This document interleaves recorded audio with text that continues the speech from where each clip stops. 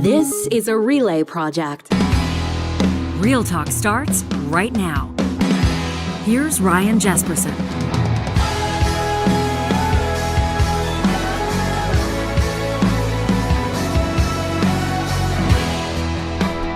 Well, I want to welcome you to a very, very special episode of Real Talk and just let you know right out of the gates, if you've come here for the breaking news and the fired up political debate, you're going to have to hang tight. And then, unless the three that are riding shotgun with us today that are hanging out in the Real Talk studio feel like taking it there, we're talking about Western culture. We're talking about sport. We're talking about tradition. We're talking about Canadian Finals Rodeo. We got three all-stars with us here in the studio as Alberta's capital city prepares to welcome back Canada's premier rodeo event for the first time in 6 years and the 50th event overall. It's a big deal, and we're super excited to be talking about it. This conversation is made possible by Business Career College that has a specific message for those of you that are finance professionals that are working as financial advisors. You know, this next generation of investors, more than 3/4 of them are telling pollsters that they're interested in adding digital assets to their financial portfolios. That means that you're going to start getting more questions about things like decentralized finance, NFT, blockchain, Bitcoin, you name it. If you want to know what you're talking about, if you want to add a little extra runway to your career, you want to get off Instagram and TikTok and get the real goods from the experts at Business Career College. They've just launched a new designation program called the CDAA. That's the Certified Digital Asset Advisor designation. It's going to help you build a stable foundation and future-proof your own career. Plus, because you're hearing about it on Real Talk, we're going to knock 20% off the price with the promo code Ryan20. That's all one word, Ryan20, when you get started today at businesscareercollege.com. It's the quietest our three guests have been in like the last half hour. Well done, everybody. And officially welcome to Real Talk. I'm looking forward to what we have in store. And of course, if you're listening to this show or watching it the day we're doing it, tonight action kicks off at Rogers Place, right across the street from our studio in the historic Mercer Warehouse. I've been looking forward to getting Brett Gardiner on the show for a long time. He's the most awarded announcer in Western sports history, having been named the Canadian Pro Rodeo Announcer of the Year for the past 13 consecutive seasons, which is a mind-blowing run. You'll find him behind the microphone at many of the rodeo industry's most celebrated events, including Canadian Finals Rodeo and the Calgary Stampede. But he's much more than an award-winning wordsmith. As you're about to hear, Brett's done incredible work, is doing incredible work in mental health and wellness, and we're going to get into that. Thanks for making time for us, and officially welcome to Real Talk. Thank you. This is exciting, and I just want to commend you, man. I love your shirt. Oh, thank you very much. And I didn't even dust it off. I wear it more than once a year. So, thanks very much. Shout out to Lamley's Westerwear for that one. Brett Monea is hanging out with us today as well. Haven't just made the trip in from Carstairs, or did we find you on the road before that? You've been on tour for probably the past number of weeks and months. Yeah, we've been going. The PBR circuit's still been, going again. So I was in Grand Prairie actually with Brett on the weekend. We finished that up. Then, we had a day off, kind of get packed, and here we are in Edmonton again. So. You have you've made one of the most fascinating career choices anybody could ever imagine as a bullfighter, or people might call you as a cowboy lifesaver. You'll be making your 13th appearance this year at CFR, and I'm looking forward to talking to you as well about the work that you and your wife Amy are doing at Rafter U7 Ranch and Wellness Center. What's the difference between a bullfighter and what they used to? I remember they used to call them rodeo clowns. They don't say that anymore. So back in the day, the rodeo clown had to do, the job of entertaining the crowd and protecting the bull riders. And through time, just evolved. We're more specialized. Where bullfighters are strictly there to protect, cowboys or fight a bull if they have to sell a rodeo. And entertainers or rodeo clowns of just entertainment. That's what their do is entertain the crowd and keep the crowd engaged. But your job is literally to save people's lives when rides go sideways. That's right. Manipulate chaos, I like to call it. Manipulate chaos. What a name for a bull. That would be an amazing name for a bull. No offense to the two of you, but we've arguably saved the biggest star for last. That's a fact. And I don't even know if there's any room for debate on that. Lynette Brodoway is the defending 2023 CFR Ladies Barrel Racing Champ. She is heading into CFR as the 2024 season leader. She is a 7-time Canadian Finals Rodeo qualifier, and she was named by the CPRA as the 2022 Cowgirl of the Year, making your Real Talk debut. I feel like we've got rodeo royalty in the house. Welcome to the show. Thank you. I am excited to be here. Hopefully I meet your excitement. Because I'm really just an ordinary barrel racer. Oh, come on. I mean, that's kind of that classic cowboy, cowgirl humility on display there. But I heard you talking in our green room here with these two about you and your horse, Cowboy, Yep. and how you're feeling about tonight. And my words, not yours, but you sort of Yep. said you got a bit of the jitters, and I don't think that these two believed you. Yeah, well, I mean, I'm not worried about my run per se, but when I was there yesterday, the arena wasn't set up. There was just some dirt in there. So, we have to figure out the alley, and there's lots of things going on. As we're here, they'll have it all worked out for us. But as a barrel racer, I'm allowed to fret about those things. I remember. I've heard pro hockey players through the years talk about some of these arenas that they'll change them over, whether it's like a rock concert the night before, or an NBA game the night before, or whatever. Yeah. And there's a big concern around the state of the ice and these Right. professional players. You If hit it. that ice isn't bang on, they can tell right away. What about the dirt? Well, this is it. This is the barrel racer's nemesis, or whatever you want to call it, is the dirt, the ground. We got the ground, and so it's really at the root of a good race, good ground. And CFR has always rocked that. They have always had very good ground. They are allowing us in there this afternoon, 1 to 2, and so we'll get to practice on the ground and make a game plan on how to run our horses tonight. What are you looking for? Like the way that it's packed, the way that it. Can you explain it to us civilians? Sure. We don't want it too hard. We don't want it too deep. We definitely want it to, if you can imagine, when those guys skate, they probably want the ice to hold the skate a little bit. Well, we need to do that with our horses' feet. Yeah. Wow. How are you feeling? This is the biggest stage in Canadian rodeo, and you're going to be behind the mic. You come in as, obviously kind of the voice of rodeo in Canada. Is there something different, something special about CFR?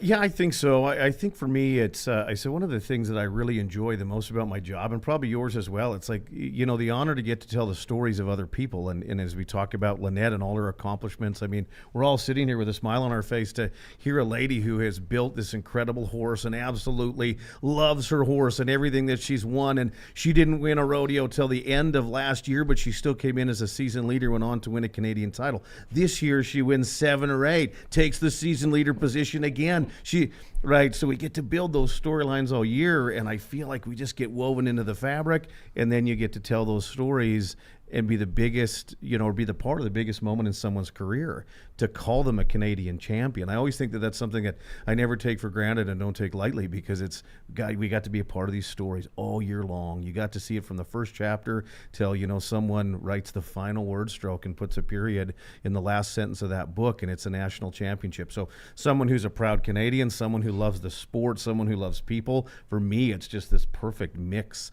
So it is really special. It's for me, it's probably more exciting than nervous. I certainly do kind of get nerved up and get excited, but anymore, I think I feel more honored to be able to tell those stories, and that excitement just comes through. And it's like anything, we flip the switch on that microphone at 6:30 tonight. We're going to rock and roll and leave it all out there, and it's there's no greater feeling in the world. Yeah, no kidding. The crowd's a little bit different at CFR.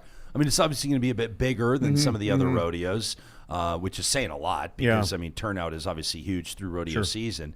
But are you attracting maybe more casual rodeo fans, attracting more people from the big cities, so to speak? Yeah. Does it adjust how you call the rodeo? I think, I think a good question, a good point. I think this one is going to be interesting because we don't exactly know. I mean, just if we put this one into context, we're coming back to a brand new building, to a city that it hasn't been in 6 years. It's marketed different. OEG's involved. It's a different building. What fan are they trying to attract? All those things come into play. And I think as an announcer, and part of that production team, it's kind of our job to find out. I always say there's 2 taps. It's education and entertainment. Do you have to give them enough education so that you can entertain them? Because there's a lot of things that go into our sport that sometimes people don't know or take for granted. So I think the fans do they appreciate knowing a little bit more so that then they can appreciate what they're seeing? Or you go some places, and I mean, it's just crack the latch and just stay out of their way. So it's going to be a little bit kind of wait and find out tonight. I think we're probably going to be in the middle. There's going to be those traditional rodeo fans that support and have followed, Lynette's career, her whole career. I'm going to probably say her family's going to be there as well. Most families don't miss the CF4, so we have that complexity. But then we have, the Edmontonian that's coming to their very first one, and it's the only one they come to. So it's a real neat melting pot. We're always kind of on the move trying to see what they need. Have you, Brett, have you had some time to sort of make your way around the city yet? Have you spent any time walking around downtown? Have you got a sense of what the vibe's like right now? The vibe from yesterday, seeing the contestants that we had the night of the champions, everybody, was very excited. There's energy going about it. But this isn't my first time in Rogers Place. The PBR Canada Finals the last 2-3 years been here. So, yeah, it's just it's exciting, but like I say, it's not my first time here. So we're just ready to roll tonight. Yeah, it's been cool to see. So Edmonton's had this rodeo week going on, I was out hosting an unrelated event last night. I stepped out into Rice Howard Way downtown, just a few blocks from here, and they've got all the activations, and they got live music outside, and everybody's got their boots on, and it's just like there's a lot of energy, happening right now, which is very cool to see. How does a guy like you, as a bull, do you prefer the phrase bullfighter? Is that what you go with? Yeah, that's right. Yeah. So as a bullfighter, like when you work PBR, which is just the bulls, right? Yeah. Big, high-profile event, just the bulls. Then you've got CFR, and you'll be sort of like sharing the stage, I guess, with a bunch of different rodeo events. People are always looking to the bulls, so people get excited about that. Are you a guy do you study bulls' behavior? Do you know each of these bulls? Do they behave differently in the ring? Can you take us into how you prepare for what you do? First off, I love cattle. They're my favorite animal. I think there's nothing cooler than a bucking bull. Their horns are all different coloring, all have different personalities. Just like humans have their, personal size bubbles. Cattle are the exact same way. So going into, tonight, it's a rank pen, I think, tonight. Yeah, we have the Bull of the Years kind of thing out. Okay, so what does that mean? So the rank pen is the best bucking bulls voted in the Canadian Professional Rodeo Association tonight. And, Amy and I, my wife, went over the draw this morning, and, I know these bulls. I've kind of seen them all year, and I take one bull at a time. But, I go on the reacting of react and handle is kind of how I handle it. So these bulls are going to buck. They're going to probably chase everybody afterwards, and my job's just to control that or manipulate it the best I can. Okay, so I have some real city slicker questions, okay? Yeah. So are these bulls, when you're in there, are they actually pissed off, or are these bulls, do they understand what they're doing? Are they actually having fun with this? Help us understand what's going on between their ears. I'd have to say they're enjoying it, just like racehorses are bred to run fast. These animals are bred to buck, and you can't make them buck. And because they're just not going to do it. So they're bred into it. They enjoy it. That energy. They're in the back pens. They're getting ready just like we're ready to perform. They're in the back pens. They maybe start pacing, and when they get in that buck and shoot, they know it's about to happen. So, they get excited just like we do. And, it's game on. Yeah, unbelievable. How do you get into this line of work? Were you, talk to us about you as a 6-year-old or an 8-year-old. I just lack common sense. No, actually, I grew up around cattle my whole life, around that Wetaskiwin area on a seed stock farm. So my parents raised purebred Red Angus cattle, selling them to commercial breeders or other purebred breeders for breeding stock. And I always knew I wanted to be part of the rough stock side of rodeo, but I didn't know how. So my dad's like, well, why don't you go to a saddle bronc school? That was grade 9, and I got knocked out night in the hospital. Knew that wasn't for me. Then during that time, my dad built an indoor riding arena at home. We team roped growing up, team roping. And we had some friends that dabbled in a little bit of bull riding, and they're like, we built buck and shoot. So we'd run in, the herd bulls, and we started bucking them and some cows. And I realized I trying to, save my buddies or turn back these cows or bulls more than I did getting on them.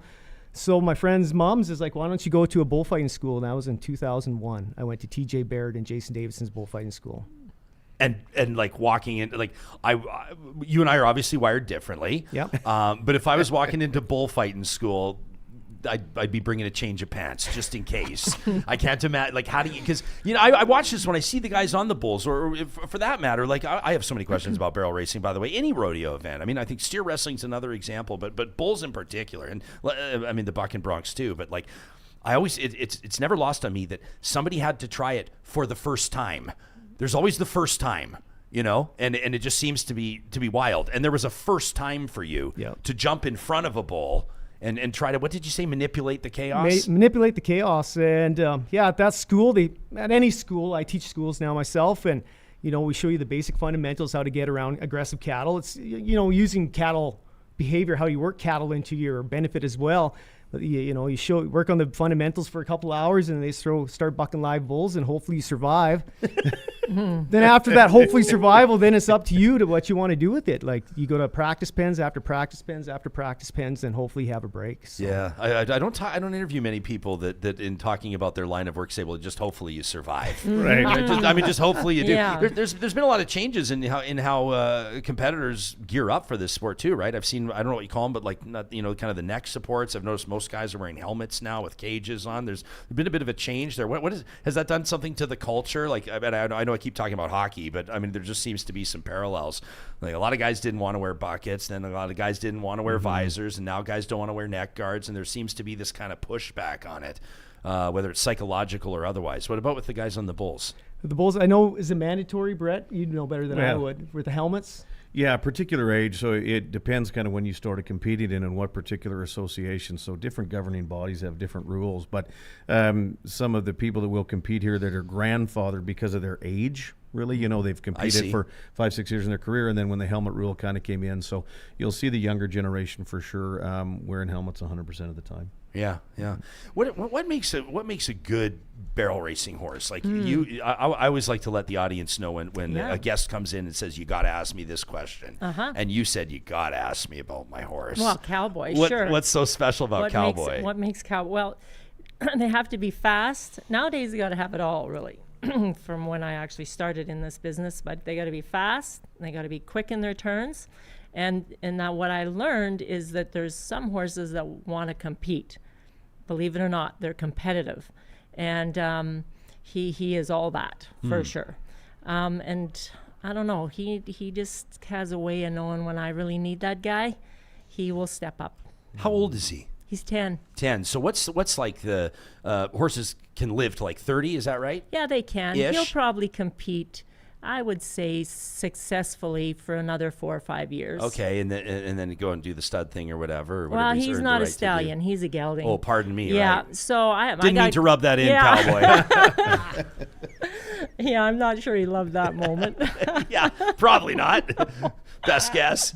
Yeah. So, but you see like in horse racing, you see these thoroughbreds running at like 2 and 3. When does a barrel racing horse, like, what's like the prime years? Well, when he was 5, he was competing at what we call futurities, and he was very successful then.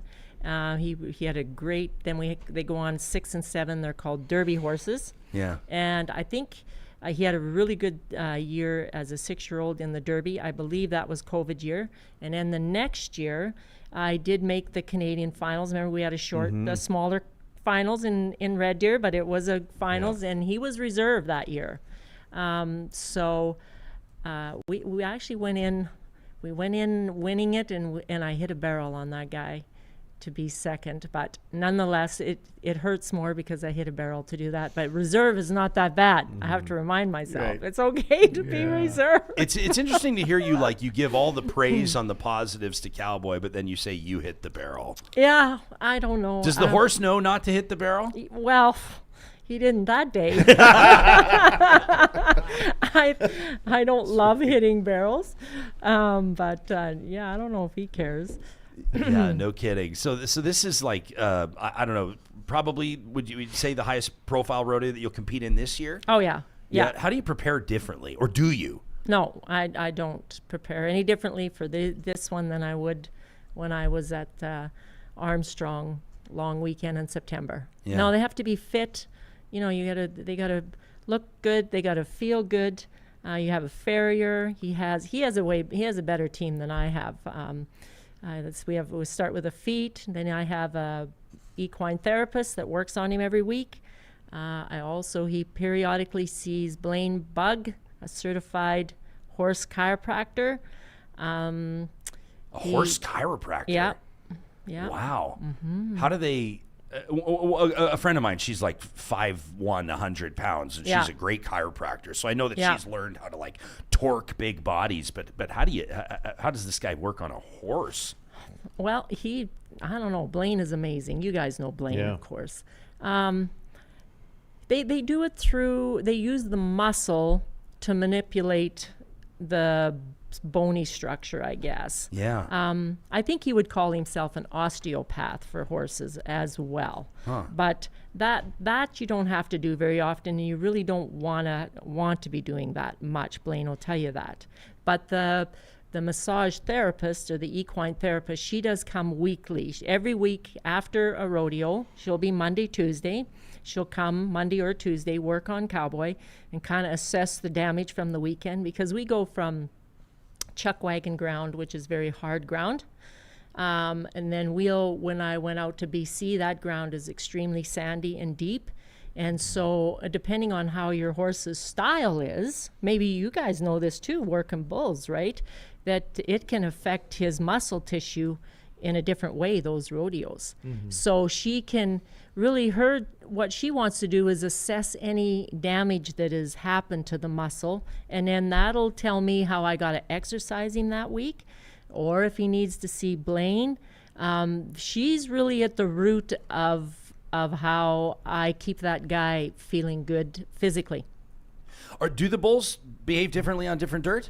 Just like the barrel horses, definitely for us, I like a good solid ground where I can get my footing. And like say Armstrong this year, the very first day, it had to been a foot deep, it felt like. So, but I can't believe I asked you about the bulls and not you. I get that all the time. Man. How are the bulls doing? Yeah. How are the bulls doing? How are you doing? But No. of course, dirt would matter to you. Yeah. You got to make quick cuts and pivots and throughout my career, there's been all sorts of dirt, and somebody along the trail said, if you don't like the ground, don't look at it. So that's kind of the mentality I go with a lot of time. Like, I can't control that. I got to react to everything, handle everything that comes my way. So just roll with it. I love hearing you talk about the care, and sort of like the treatments that your horse receives, and obviously talking about him like he's an athlete, because I guess he is. He is. He's the athlete. I want to ask you about I've probably my favorite. Like, no offense to anybody here, but like my favorite rodeo event has to be the Chucks. I grew up watching the Chucks. It's been a family tradition, friends for a long time.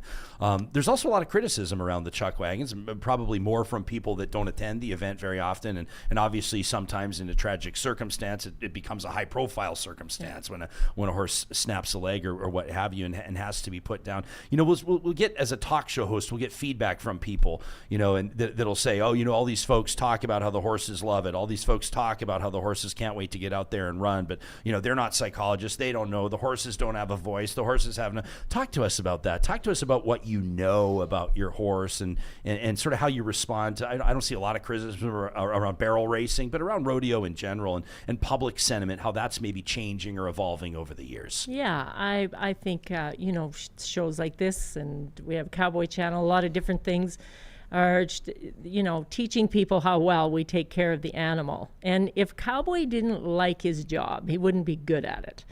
So and when I can tell, I have that relationship with him. I've spent, I bought him as a weanling. And what does that mean? I gotta ask. He was weaned off the mare. So he was a youngin'. What are they? Born in May, and I bought him in October. Wow. So I've had him a long time. Did you know based on bloodline he was going to be good, or you had a hunt? Sure. Okay. No, I knew on bloodline. I got to spend time on his stallion. I got to take that horse to Arizona a long time ago, and that horse was an athlete, and he liked to compete. He belonged to the stallion station that was close to us at Bazzano. When I took him home in the spring, I said, I want you to breed him to the fastest mare you have. And they did, and that's how I got my freeway horse, who is the very first horse to take me to the Canadian Finals. He took me twice. Then I bought another horse, Rocket. He got me there the third time, and then Cowboy. So they're all out of different mares, same stallion. Wow. And so I knew the bloodline. No. And you trained all those horses. All of them. Interject. Yeah. Like in our industry, that's amazing.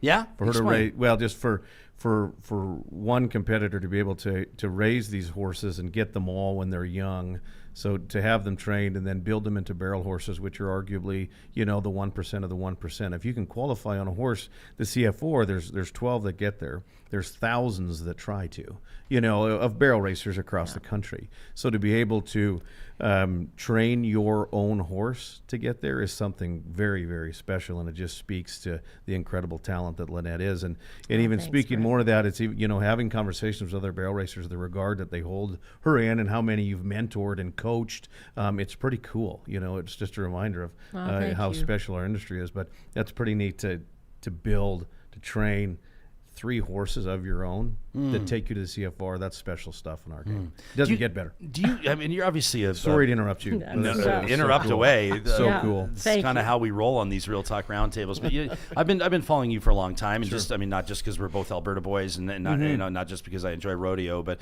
also because it's very obvious your passion for the sport, Sure. and you consider yourself. I mean, you're more than an announcer, kind of like an ambassador for the sport. It's interesting to watch you lift up the competitors. Oh, I appreciate you saying that.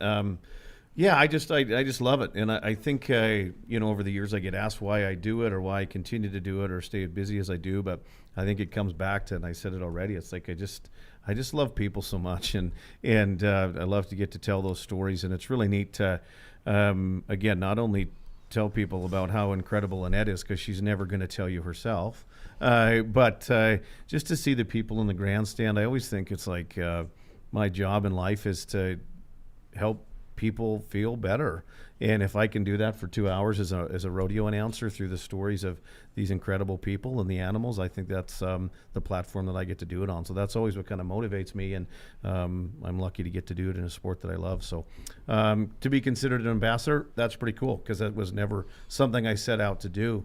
But to be able to be recognized as that is, pretty special. So thanks for saying that. Well, I mean it. I want to talk about the evolution of the sport. I want to talk about a lot of you, of your work in mental health and wellness and culture and community and more with 3 of the stars of Canadian Finals Rodeo, which kicks off in Alberta's capital city, Edmonton, October 2nd. That's tonight. Runs through the 5th as the roar of the arena will echo once more. The CFR riding back into Edmonton to celebrate its 50th year live at Rogers Place. You can get your tickets right now at cfr.ca. That's right. It's time to kick up some dust.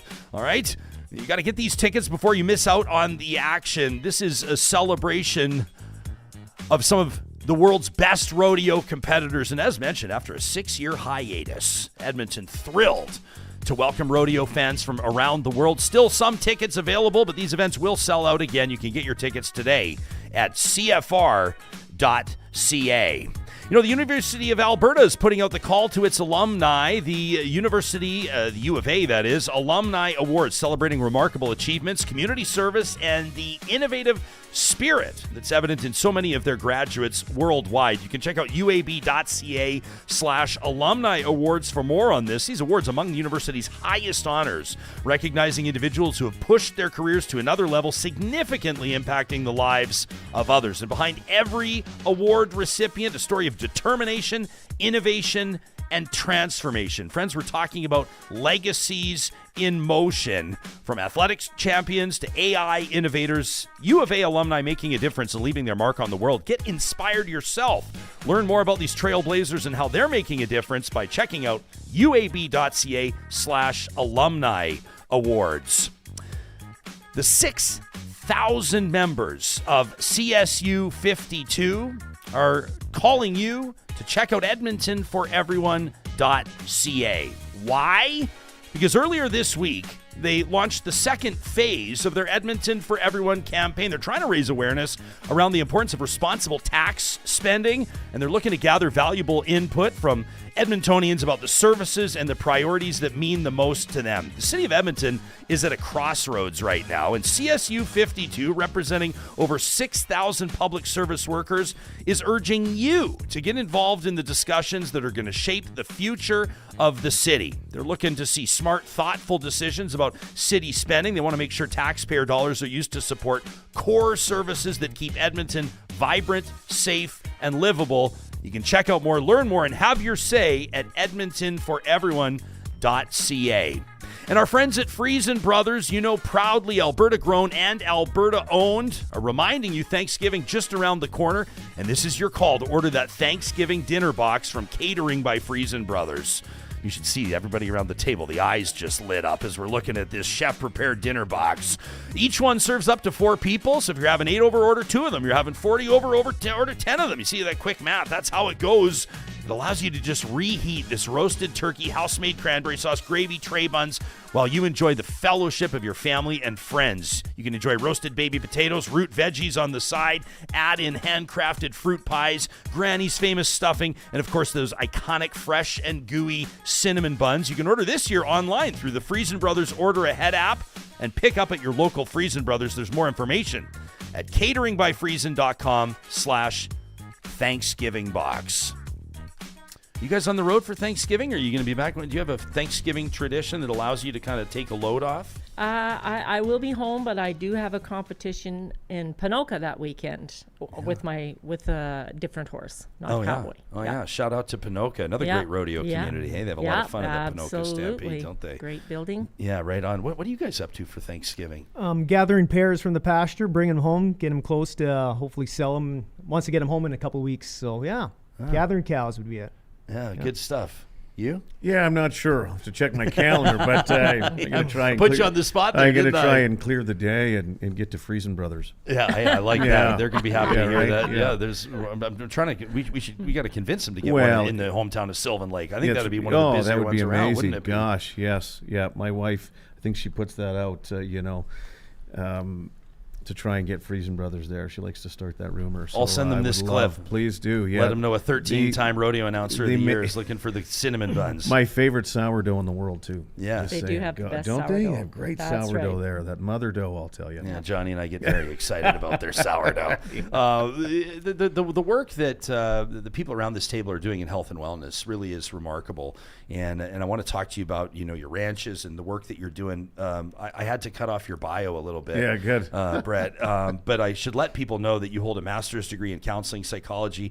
You're a doctoral candidate right now. You're going to become a doc in sports and performance psychology, University of Western States.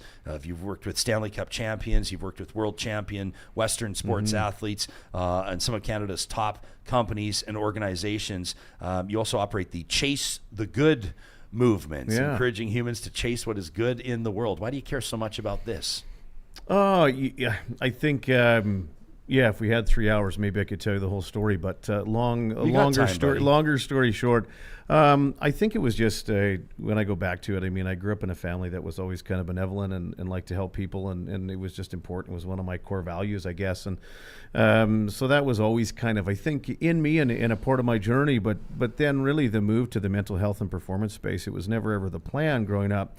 But it was kind of through my own journey and just kind of the ups and downs of my own life. And when I'd kind of reached out and asked for some help with some things because there were some things I needed to change in my life. The light bulb kind of came on that I just was not alone whatsoever. So just kind of inspired me to try and help other people. And it's maybe ironic that we have this conversation with Brett here and his wife Amy here, because they've been huge in my journey as well. Brett and I have been friends for 20 plus years, and is that right? And yeah, so it's we kind of have a lot of those same core values when it comes to that mental health and performance piece and helping others. And his wife Amy was huge in my journey as well. So yeah, it's kind of neat to be able to acknowledge them for their efforts. But it was just a way to help others. And there was a time where it was like, I didn't want people to feel like I felt all the time.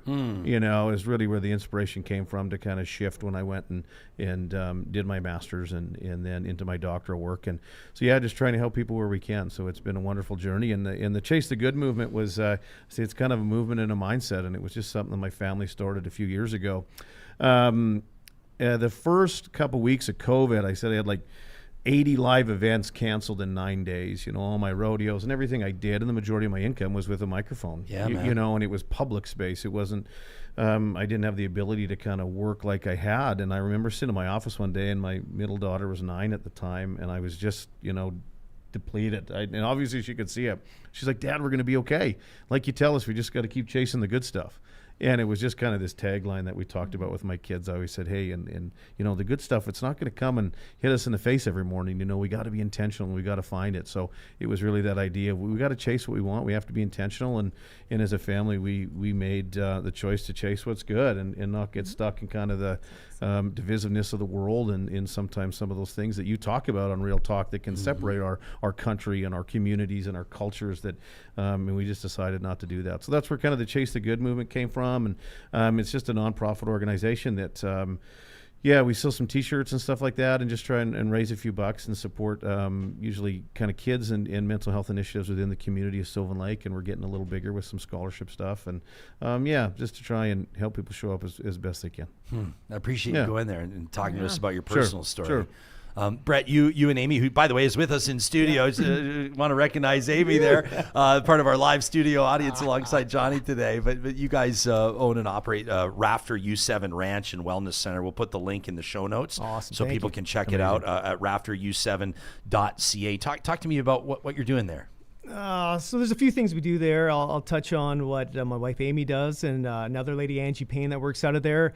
Instead of the traditional setting, maybe seeing a therapist in just an office setting, you'd go see Amy, work on mental health stuff with the horse in a round pen at Liberty. And because horses can call out a lot of, as Lynette probably knows, a lot of stuff that humans cannot say, or Brett, you can't say as a therapist, perhaps. So horses just do amazing things with mental health that way. And another thing we do there is like bridging that urban-rural gap.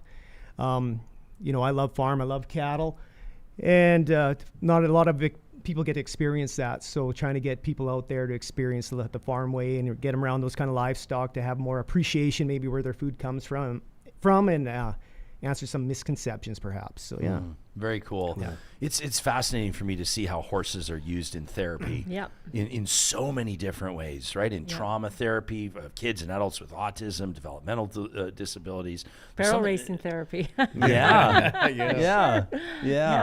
Is there, Absolutely. when it comes to the culture of Western sports, I like how you refer to them as Western. You don't say rodeo. I mean, I know you do say rodeo, but you say Western sports, I've noticed. Yeah. Which is kind of cool. The culture of Western sports, is it like firefighting? Is it like other sports where oftentimes mental health conversations aren't happening maybe as much as they should be, or there's kind of a hump that some people have to get over? Have you seen a progression in how people are talking about their own health and wellness over the years? Well, I know it's there, and I'm sure I've had moments in my own life.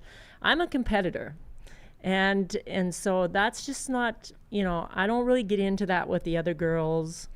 Or we don't go down that road. That's what these guys are for, right? I'm a competitor, and when you're competing, there's a mindset that you have to have, and it's individual with every person. We all have to have our own mindset, mind game, whatever you want to call it, and so my focus is always on strengthening that. Sure, I have family. And I have a family who are retired from this business. And so when it gets me down or I get discouraged, I call that family and they help me through my highs and lows for sure. Have you noticed it? Like is there more like in your work? Obviously you've got your master's and you're working on your PhD and all this. But like, have you noticed in more recent years that there's? I think there's certainly more awareness around mental health. But do you have to convince some of these cowboys and cowgirls to talk about it, or is there a desire to talk about it? What have you noticed? Well, I think it's even like Lynette mentioned, just it is really individual. Some people are ready and some people are willing, and there's times I wish I was willing to talk about it a few years earlier than I was, but in that case, it's like we don't know what we don't know. So, but with that being said, I think that we do talk a lot about more. The idea of mental health has never been in conversation as much as it is now in 2024. And as much as I don't want to say hate to say it, the statistics still tell us that we're in a rough place when it comes to mental health. So we're darn sure talking about it, but are we able to kind of help and support people where they actually need it? And I don't know if I have a hard answer for that because, I still get to spend some time consulting in the school systems and things like that. And I really am excited that those conversations are there, but I still think some of our job as a society, and even in my private practice work or whatever it is to start to help kind of find those solutions. That's certainly my bias, because that's kind of how I'm driven. That male brain in me, it's like I want to fix, right? I want to help. What do we do? So I think there's still some skill acquisition needed when it comes to that mental health and performance piece. So I think we're talking about it, which is great, but now it's like anything. The check engine light's on, but now we got to figure out what tool or what part we have to change, and I think that's a lot of where we're at. So that's some of the work I love to do. It's like, I always say I'm not the best clinician by any means, but I'm willing to get in the trenches and let's go get alongside people and see what it's going to take to get you to be your best, your happiest, your healthiest, your best version of you as a dad, as a brother, as a friend, as a competitor. That's what's cool. It's like, how can we help them reach human potential? And a lot of times it's that mental health and performance piece that stands in our way. So let's go grind on that thing. Let's take the engine out. Let's rebuild it. Let's put it back in. Let's run it for a while. We got to do this. Okay. Are we open and vulnerable enough to that conversation alone? And for me, I'm like, I used to be so scared, and I'm like, oh, it wasn't that hard. Just this tick more of vulnerability. And then I'm like, now I get to be a better dad and a better husband and a better announcer for everybody. I think that's a win for me. So yeah, I love Lauren in here, who I happen to know has had a long career. He's a retired Edmonton fire chief. Says he got a men defense.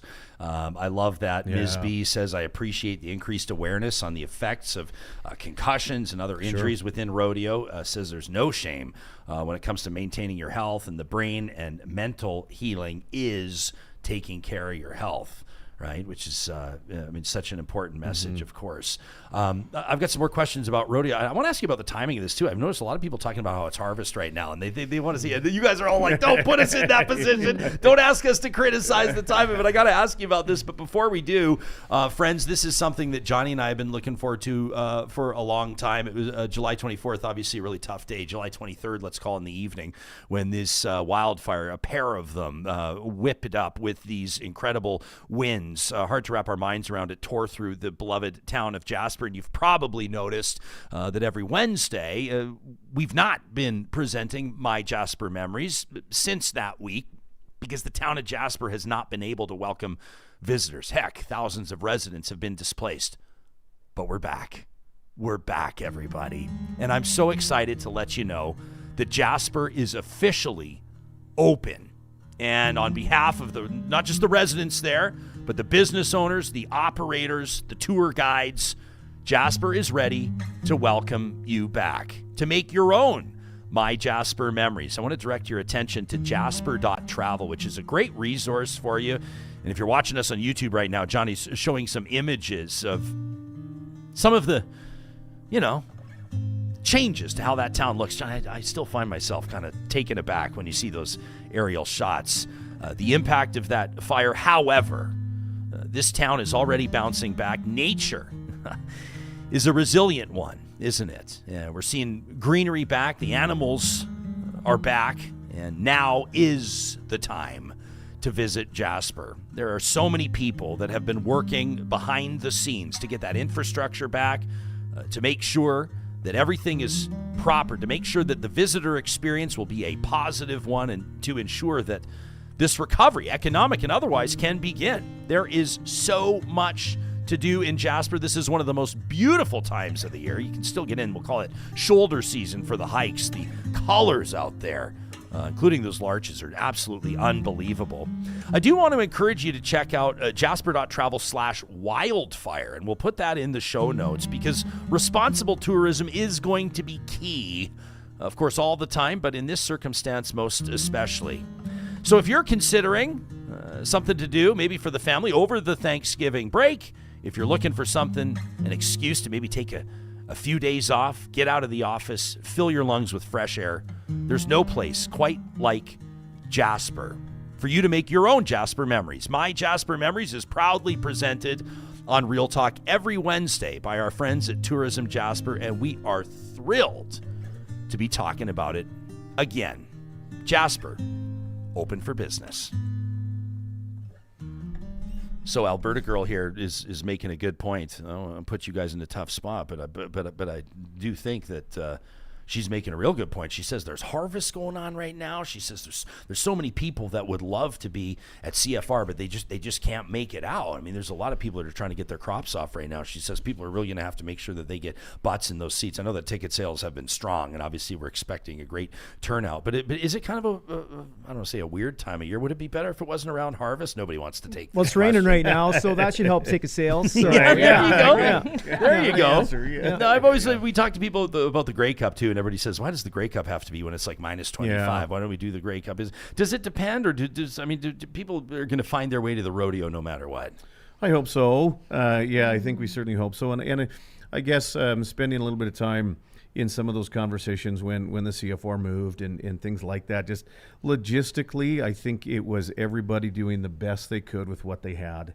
And I know that it would be great if it was in November. There's also a hockey team there. I don't know if you know about them, but they're pretty good. And I've heard and that they kind of it's kind of their home in November. And again, I'm maybe somewhat speaking out of turn, but there was lots of things that really went into making that decision. And I think for the growth of the CFR, personally having worked in that building, as Brett mentioned, it's amazing. It feels like you're plugging into a rocket ship.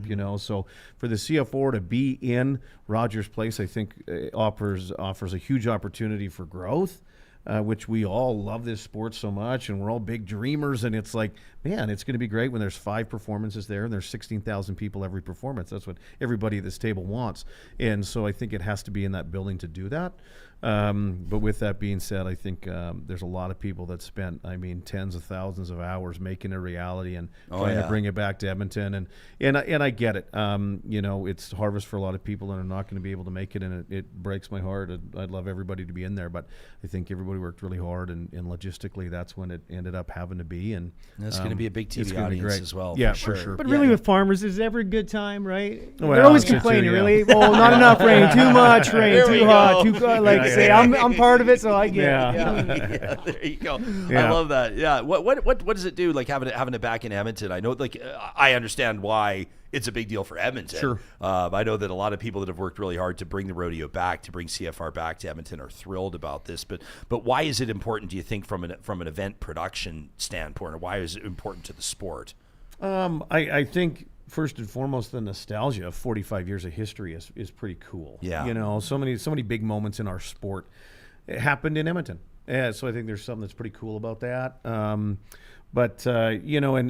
think I'd be amiss to not acknowledge Red Deer did a phenomenal job when it needed to leave Edmonton with the building change in Rexall and it having to go somewhere. I think Red Deer did amazing work. I think there's just something about it. I think, we talk about Rogers and it being one of the most impressive sports venues on the planet.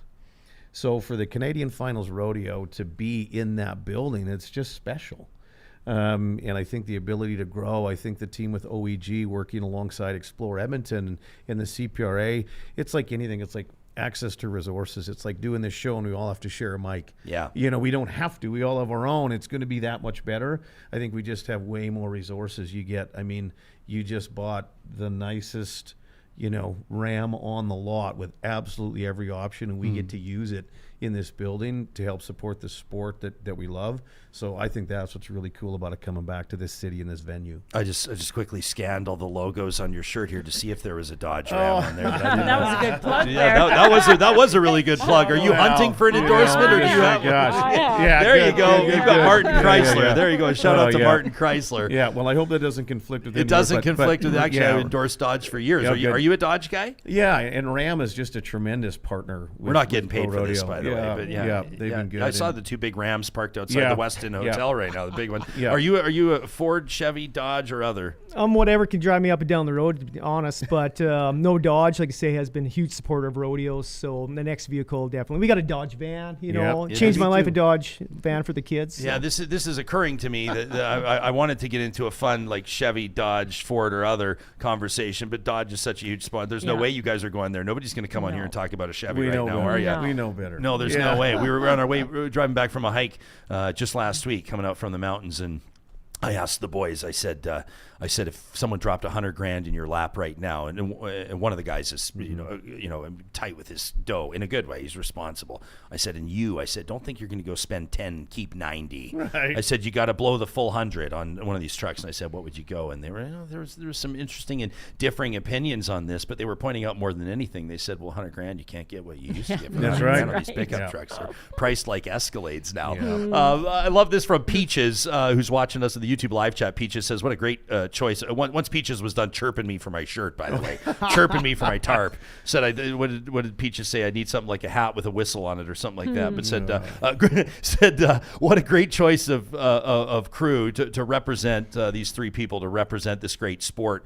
Rodeo has more good-hearted folks than any other sport out there, rural people with common sense and big hearts. You're obviously at the top of your game right now, but I have to imagine that there's a lot of little boys and girls, maybe little girls in particular, that just walk up to you and literally and otherwise look up to you in a big way. How do you accept that sort of position in the sport as a revered champion and obviously as somebody that's probably going to go a long way in inspiring the next generation of barrel racers and competitors? Yeah, that's, retirement's not close, but it's closer than those young girls for sure. And that is absolutely, I want to be able to help them achieve their dreams. I just really want to be a good example of the sport. I really do. I'm extremely grateful that I've been able to do what I'm doing, and I am double probably the age of most of my competitors. And is that right? Yeah, I get to do this, right? It's a unique sport that way. I think about that every day. How grateful I am that I am a barrel racer in professional sports, and that I can still achieve the accomplishments that I am achieving at my age. So I really just want to be a good ambassador to rodeo, professional rodeo, and our Western way of life. That's really my main goal. How do you? We've heard about the care that cowboy gets. Yeah. What about you? Is there like a regimen? I mean, are you doing like? I'm. Nobody here wants to have a meal with me because. Is that right? of what I won't eat. I exercise, sure, and I work hard, very hard at staying fit and mentally fit. There's a lot to it. That none of this is easy. Yeah. But I've got nothing else to do. If I'm not here, I'm going to be at home watching this on the couch, and it's no fun in that. I bet you people would be really actually interested in hearing a bit about your diet if you'd share. People are always curious to hear what's working for other people. Yeah, they've tried to get me to put out, my way to eat. I could get monetary value out of it, I guess. But okay, so last night at the banquet, I ate the meat and the vegetables. And that's it. No drinking. Just drank water. No drinking ever, or no drinking before an event? I will not drink while I'm competing. But sure, I'll have a glass of wine or a drink, maybe after a weekend to celebrate on that evening. So maybe one glass a week. Yeah. When I'm competing. Now after that, I'm going to the NFR and I'm not competing. So I'm going to have some fun. There you go. Is like diet and weight training and stuff like that a big part of how you, Brett, prepare for events? Yeah, for myself, definitely. The better I feel physically, the more confident I am out there in the arena, and that's been the daily grind for myself. Is work out, try to every day. Like, it's a little harder on the road, but I try to give it to skip or do something, and it definitely affects my mental health how much work I put physically into the sport and myself. So. Yeah, very cool. We know that announcers don't have to watch. Yeah. Really have to Are you watch going to ask what me we do. the question about my diet next? I mean, I just felt like it would be weird if I didn't ask you. But the odd time I'll see Brett But in I the worked gym. in broadcasting for 20 years. I mean, look at me, I appreciate you trying to take that on.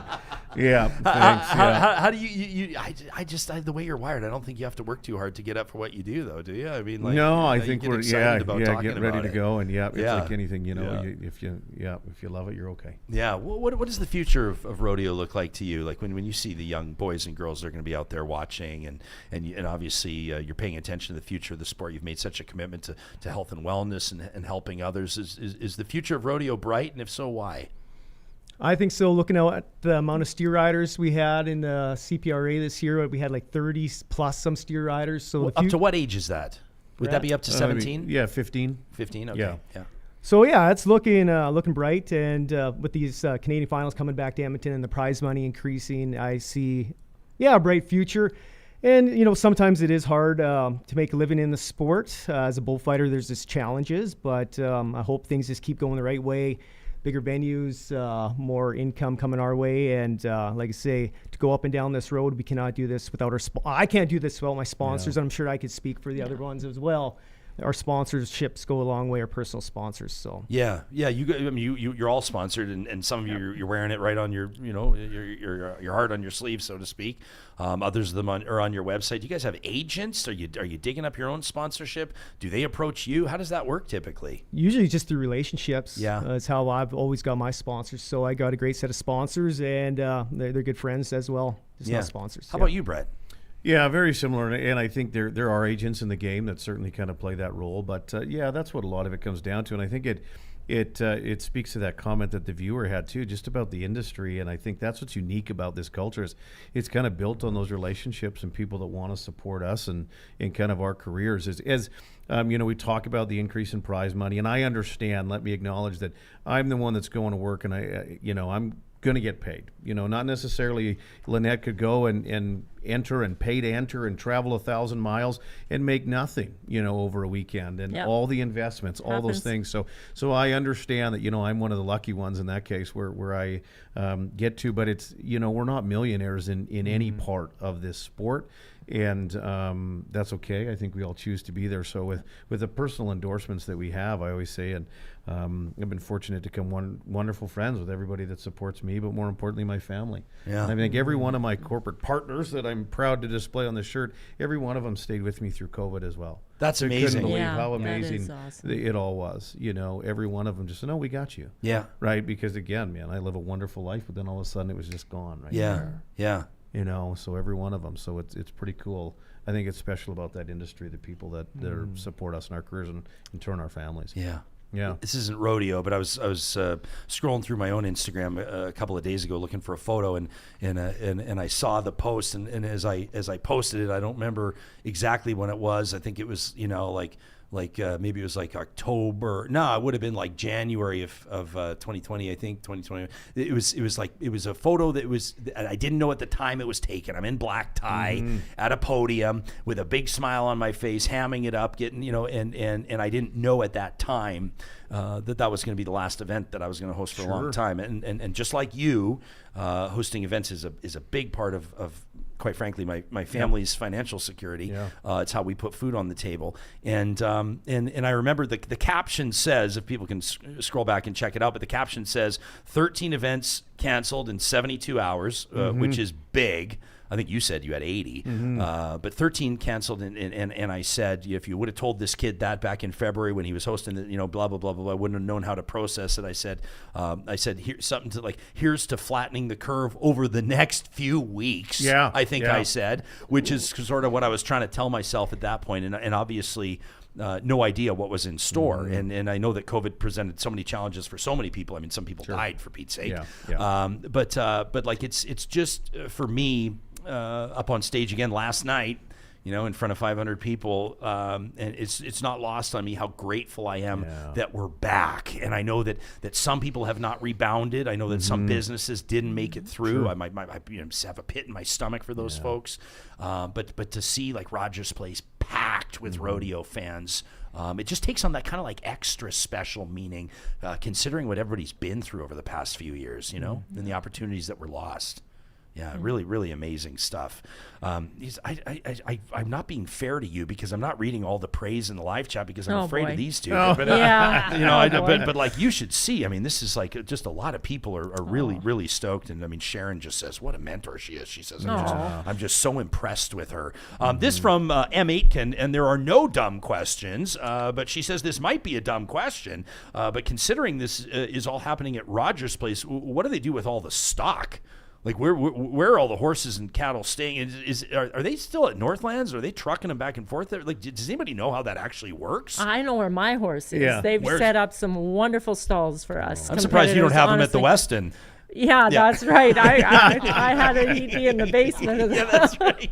my hotel, but they've provided for us in a wonderful way. So I know where my horse is now. That's a really good question. I don't know where the rodeo stock is. Yeah, rodeo stock will get hauled in every day. The horses that are drawn for that and the bulls that are drawn for that night of competition. So the majority of the rough stock, so bucking horses and bulls and timed event cattle, are kind of kept off site and then kind of trucked in for the day that they perform. The logistics behind that Oh, was yeah. just incredible. Yeah, and it's amazing. And even when Lynette talked about the care that she takes for Cowboy, I mean, even when it comes to the rough stock animals, the bucking horses and bulls, and even what they're worth, just the care that people put into them, it's just really neat. And again, part of that culture, but just to see how they're handled and managed and taken care of. And, there's that old expression, oh, they eat better than we do and they eat before we do. Well, that's the truth with those contractors. I mean, they just have a love for their animals like we do for ours and I do for the sport. So it's pretty cool. Yeah, no kidding. Let me be rude for a second. Like, people are always curious to pick, to hear what things cost, what things are worth. Like, what's like a champion barrel racing horse worth these days? A lot. Now, I won't price Cowboy because if I did, somebody'd want him. So I just won't. Is that right? Oh yeah, for sure. I think so. But if the price was right, could you bear to sell them? No, Not for sale. no. That's why I can't. I personally won't price him. But I just bought a prospect, and I paid $25,000 for it. I mean, I don't even know if that horse is going to make it. Right? It's just a prospect. Yeah. So they're a good barrel horse. You're 6 digits for sure. Yeah. Like starting at 100. A good one, the one Yeah. that's going to get you, to this level. Yeah, amazing. And what's the purse at CFR? Like if you win it, I mean, I don't want to jinx you or anything like that, but like whoever wins. Well, the rounds pay $11,000. Okay. So could you walk out of here with 50, 100 if you grand? won through the 5 weekend? rounds, Yeah. there's 55,000, and then there's the average as well. Yeah. So I don't recall what that is. It's a lot. Yeah. So yeah, it's a good time to do well. Yeah, this week. I'd say so. No, yeah. What is like? Do bulls carry that same value? I mean, how The does good that ones work? do. Yeah. Definitely. I know a friend of mine has a couple bulls going to Vegas, and there's a price tag on him for maybe $125,000. So Really? Yeah. They're Wow. worth some money. And then like they're what do you call it? I can't think of. I only have crude words to think of their seed. Whatever. Or you their call semen. it. Their semen. My parents told me. My dad's a doctor. They just said just use the actual word. Yeah, exactly. What's like who's the greatest bull of all time? Oh, The greatest. Can you guys? Oh, I love how your eyes just lit up, Brett. Man. But who like what would you say? Is it really that tough? There's no like Wayne Gretzky of bull. Although I guess there's the Mario Lemieux too, right? So There's like over the years, just watching videos. Of course, I've never seen these bulls in person, like Little Yellow Jacket, Wolfman. This is things I've throughout the years. But greatest breeder, best breeding stock bull. Couldn't even tell you that. yeah. No. But like, what would like I never thought I'd ask you this question, but like, what would like a load of champion bull semen So sell for? a straw semen, probably get anywhere from $60 up to maybe $1,000 a $60? straw. $1,000 a straw, maybe. Okay. Yeah. Okay, I got Just it. best guess kind Do of you, thing. do you have an opinion on? Do you have an opinion on the greatest bull of all time? Well, I think that's just changing so often. Why is probably it more so than hard to anything. nail it down? Well, I think out of respect for the generations, the people that okay. compete, there was kind of the best of the generation. I mean, a couple of nights ago at a PBR event in the U.S., they were 98 1/4 on a bull called Man Hater. So to be able to be 98 and a quarter, and if a Wow. bull's half the equation, that's nearly, they marked him on that given day nearly 50 out of 50. So they said, the judges on that day determined that he was as close to perfect as there's ever been. There has been a 100-point ride back in the, and I can't reference the year, so it's interesting. I think there's been the best of the generations, and I think that bull game is evolving so much. Like the barrel horse industry, how much more competitive it is today than it was 20 years ago. The bull game's the same. Still had a Canadian champion. They were the best in the country 20 years ago. We're going to have a Canadian champion, on Saturday night here. So I think that's where my mind always goes. There's your favorites. The best, that's a tough one. Yeah. So cool. Vamp Fashion says, no, there's a champion's attitude. It's a good time to do well. Yeah. I love that. Megan followed up, by the way. She's the one that asked about where the stock are being kept. And she says that her sister paid $45,000 US for her cow horse. So there you go. Yeah. That's a little bit of perspective. And James doesn't cite his source, but he lets us know that horse semen per gram is one of the most expensive substances on earth. Yeah. I'll take his word for it. Oh, yes. I don't know. I'm not per sure. gram. I'm not sure. Hey, in closing, this is kind of like a tradition on our Real Talk roundtables. We always ask our participants to give the audience something to walk with or think about. I want each of you to give us, the audience, one reason for somebody that's sitting on the fence right now. They are either in, near, or could get to Edmonton over the next few days, and they're definitely curious about checking out CFR. What's one reason that we've not yet talked about why they need to be at CFR 50?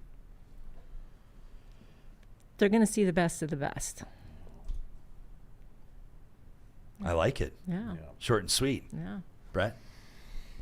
I think pertaining to our conversation today and Lynette's story and Brett's story, I think to come and appreciate all the work that these competitors put in every minute of the day, all year long to get to here. It's just, it's incredible to appreciate what they do and to see it firsthand. No kidding. Yeah. Last word to you, my man. I think it's going to get wild and western. You're going to see some fast times in the timed event and some great rides in the rough stock and some wild get-offs. So, yeah, it's going to be entertaining. I love it, man. I love the way that you describe what you do, all three of you. Just incredible ambassadors for the sport. We're honored to have had you here. Thanks for not saying anything that we kept you like 30 minutes past the time that we asked you to stay. I hope I didn't make anybody late for brunch or anything like that. But I just get excited about this stuff. There's nothing quite like the vibe of a rodeo. And I know that our friends at Explore Edmonton and everybody that's worked hard to get CFR 50 here to the capital city is super excited about that. As mentioned, again, that's CFR.ca, your source and the best place to go to get tickets. There are still some tickets available. They made it nice and easy as well. You can book your hotel right off the website, et cetera, and you can find those details there. It has been a huge honor to have these three hanging out with us today, and I want to thank, again, Brett Monea and Brett Gardiner and Lynette Brodoway for joining us live in the Real Talk studio. We welcome your feedback. Thanks to everybody that was getting so geared up here in the live chat. This is awesome. Daniel says this is really timely. It has been a great panel. Thanks so much to all of you. Talk at ryanjespersen.com is where you can get in touch with us. Before we go, I want to remind you about a couple of things.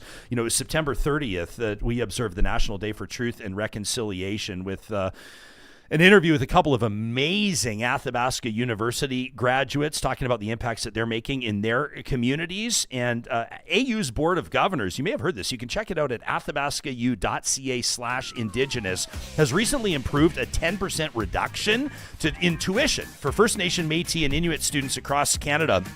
The reduction is part of the university's ongoing efforts to enhance access and equity for Indigenous students, and it's also an important step in AU's ongoing commitment to conciliation with Indigenous peoples in Canada, as well as to the principles of truth and reconciliation. If you're wanting to learn more about Indigenous supports and services at Athabasca University, make sure you check out athabascau.ca/Indigenous.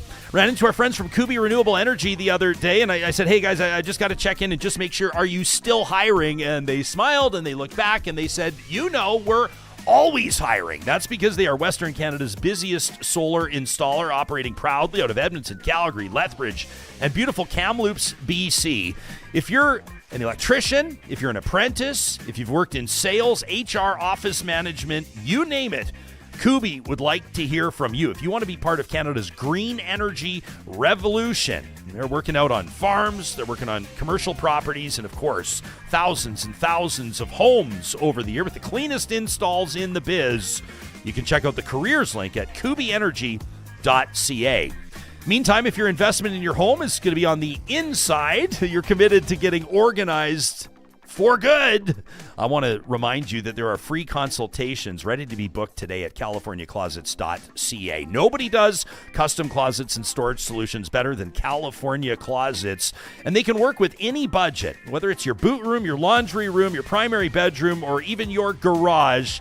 California Closets' team of designers and installers are the best in the business, bar none. And your investment comes with a lifetime guarantee. You can learn more about how they operate and that free consultation by checking out their website, californiaclosets.ca.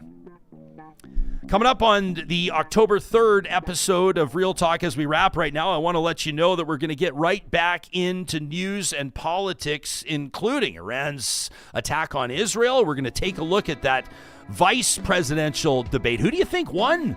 By the way, a lot of people are saying Vance won it, but they're saying there's a soundbite that could come back and hammer the Trump campaign. We'll dig into that, plus the news stories of the day, including Pierre Poilievre. What does he need to do to make sure he doesn't blow his big lead? We always welcome your feedback. Make sure you share this episode with friends who you know would enjoy it, and we'll see you right back here again tomorrow.